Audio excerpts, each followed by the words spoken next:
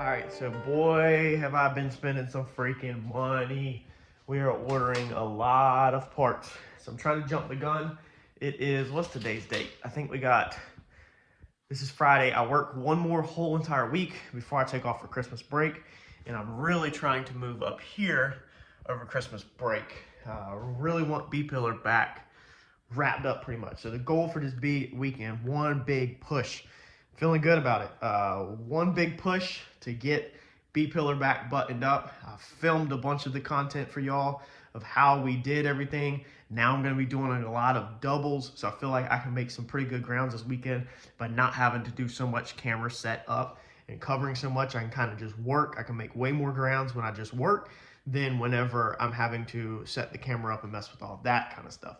So we are in the process of ordering pieces for this engine. All the pieces to get lined up. I tried to call to order the cam today and they were closed. The people that we're going to use, I think, is Colton Cam. I think that's who we're going to go with. It's looking like right now at the moment. And they were closed on Friday, which is a little disappointing, but I guess I get it. They only answer the phone Monday through Thursday, 9:30 a.m. to 2:30 p.m. So it's kind of crazy, their hours, but it seems like that's the go-to for the 4BT cam. So we're going to get a custom cam or a special cam. I don't know if it's going to be off the shelf or a custom grind. Probably just going to be off the shelf, but it's not going to be a factory cam. And I learned from the Comet taught me a lot that your turbo and your cam have to basically work together.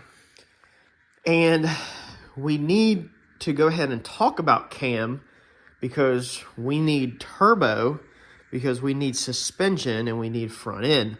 So again, the Comet taught me so much. It was worth so much more money. We got $44,000 for that car, but the education that car taught me was mind-blowing. That's what allowed me to build this one. So if you're selling your project and it taught you a lot, don't get so obsessed over numbers, because numbers are really not that important if the project taught you a lot.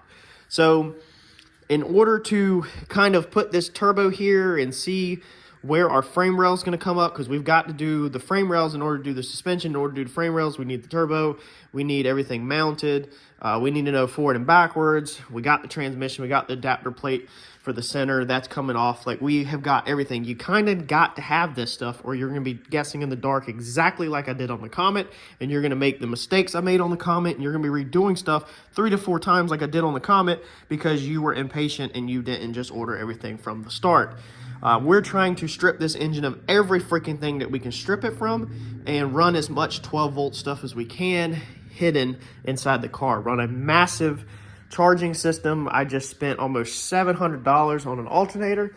I can't wait to show you all that. Not sponsored by them in any way, shape, or form, but we are definitely upping the freaking voltage and amperage on this build so that we do not have to have anything on this motor. We just want this motor to be beautiful and running without anything connected to it hardly. And we're going to do as much as we can to hide as much as we can on this engine.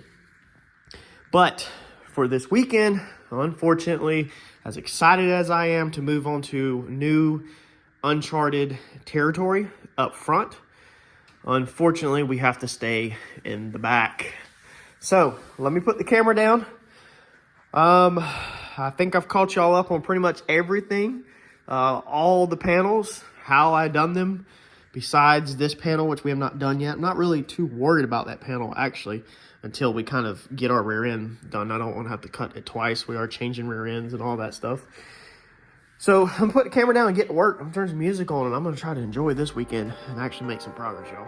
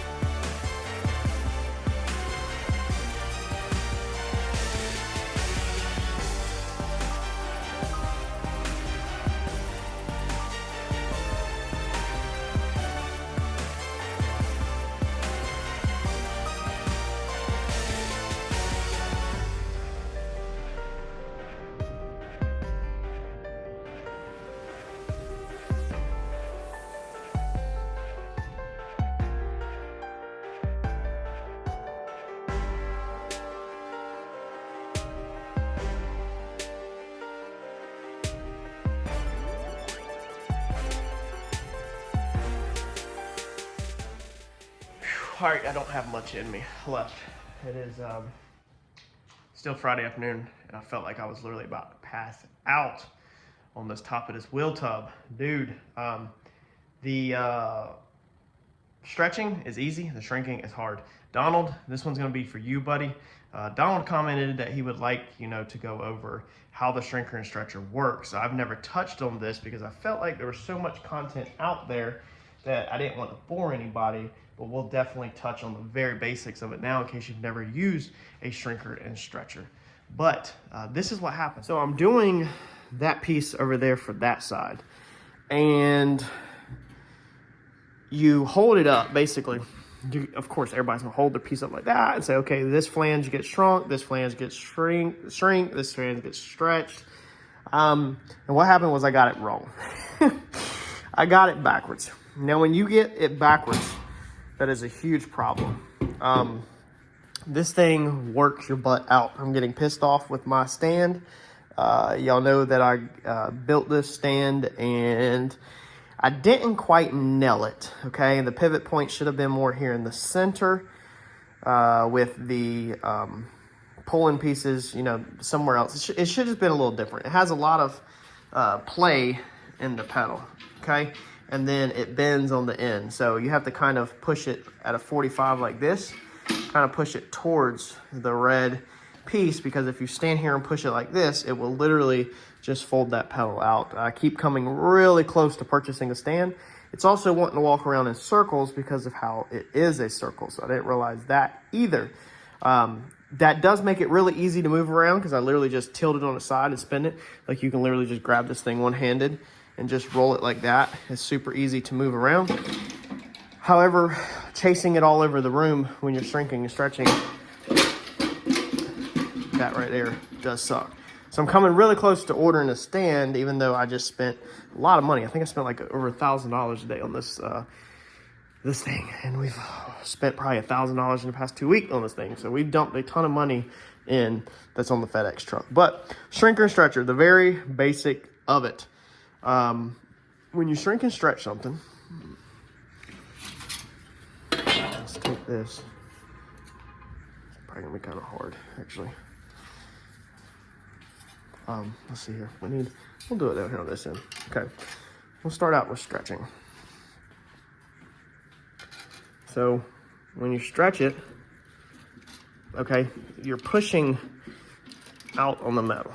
All right, we can keep doing this right here. I'm pushing down on my foot as I'm doing it. Okay.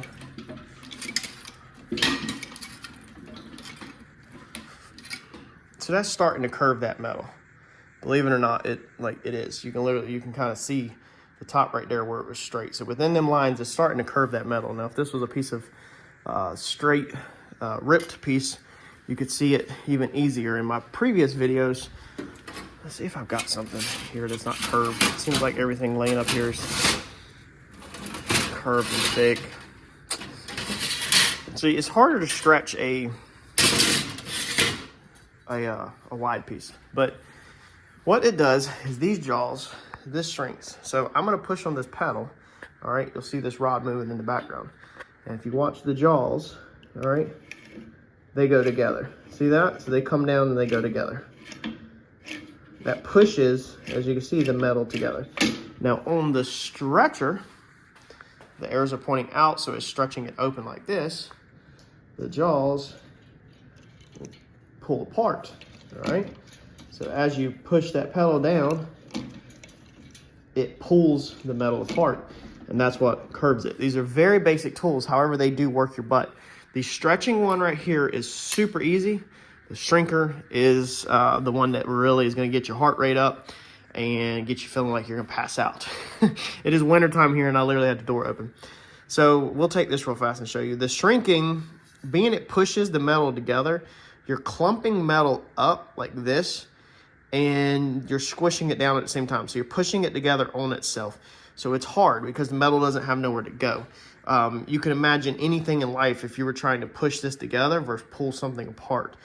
Pulling apart is going to be a whole lot easier than bunching something up together. So let's see here. The shrinking, we'll start down in this end. It Also, it doesn't feel like it's doing anything. Like, you can actually feel it in your foot where it doesn't really feel like you're gaining any grounds at all.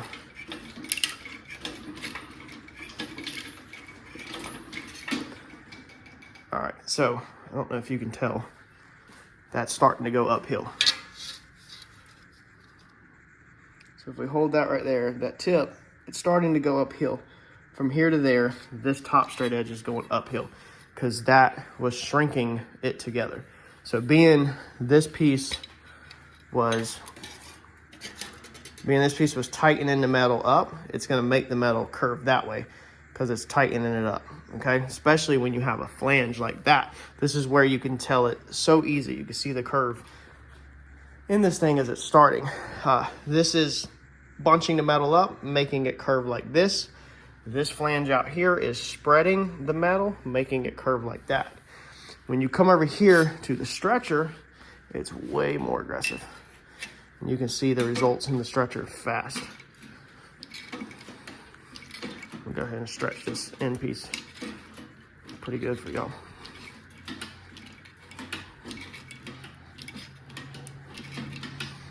Donald, buddy, very glad I'm doing this for you because I was already wore out and now I'm shrinking and stretching something that's trash. But this is really cool to show people, so I'm glad you asked. All right, look at that. So see, that's way easier. Look how fast that did it. All right, so then you got a curve in the end of it. So that's what a shrinker and stretcher does. Like I said, stretcher's the easy one, shrinker's the hard one. That's what's whipping my butt. Being I did this piece wrong, I shrunk one piece, I stretched the other piece, it was curved wrong, I got my flanges wrong.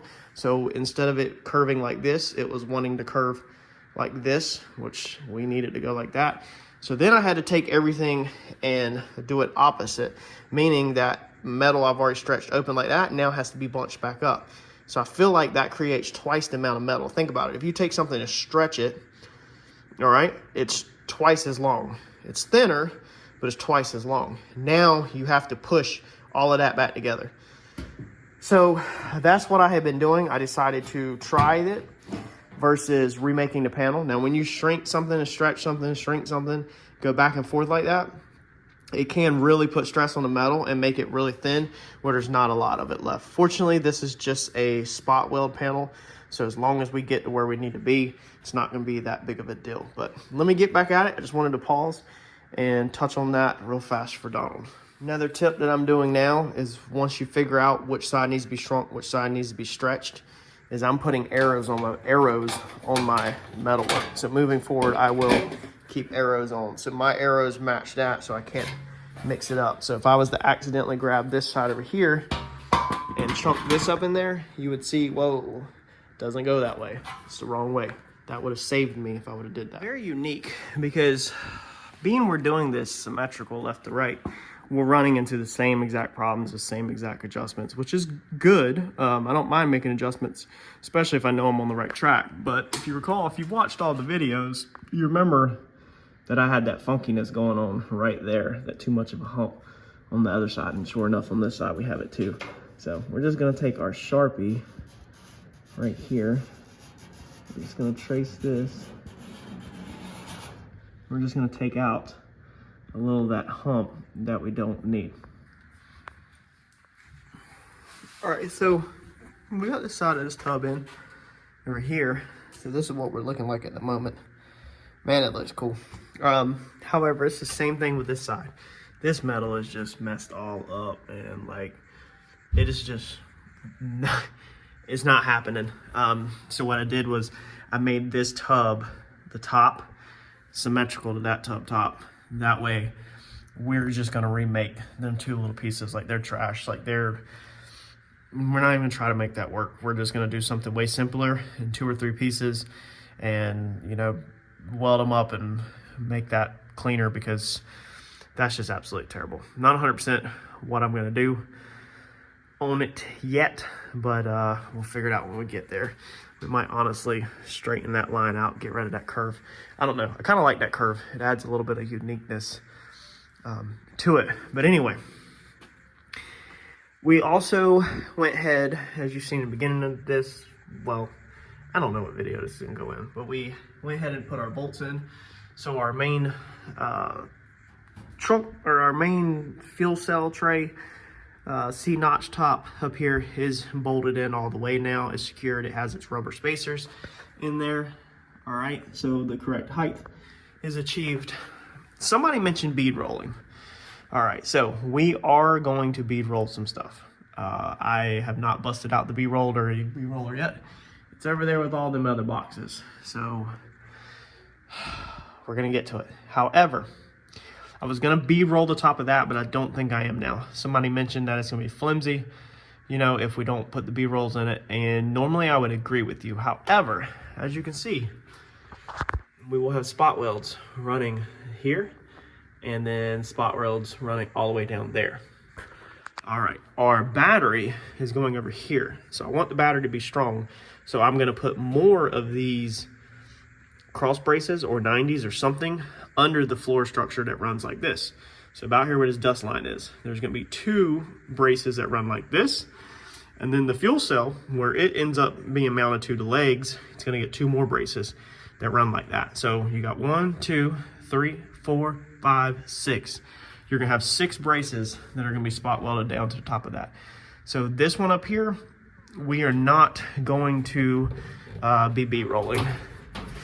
Get all this squished down, bowed up. It's bowed up just a little bit right now because of the pressure putting it on it. But when we clamp it all and screw it down and spot weld, it will be good to go.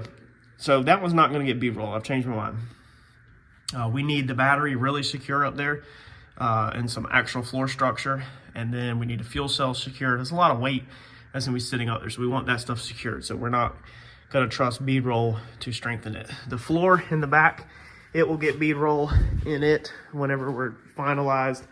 The panels on the side may or may not. I'm not sure yet. But I think what I'm about to do, I really don't want to open up that bead roller box. I really don't want to open up that bead roller. I need to clean up some of this mess because I know it's just something else that's got to be put on a stand or something or clamped in the vise to use. We need to do the review on this machine very bad. Desperately need to do that review for that company. Just haven't felt like it because it's going to make a mess. But the bead rolling, I guess we're going to go ahead and set it up and move forward, even though I really don't want to, with these side pockets. Go ahead, we need a bead roller design like this in them and then cut it out of it. That way that pocket is done, and then hopefully we won't have to take it back out again. Hopefully we can put all of our spot welds, pop all of our spot welds in it, and screw it in place, and we won't have to take it back out again. I don't think we're gonna weld it in for the simple fact of just in case I mess up. I think I'm gonna use the screws a lot. Like I really like how I did over here on this one. We welded all that in, but then we screwed the tub, as you can see right there, to 2 screws. We actually screwed it to that piece of metal. So it's 100% not going anywhere. It's uptight. The screws are flush, they're out of the way, and we can still take it apart if we need to, and then we can come back later and do the welding.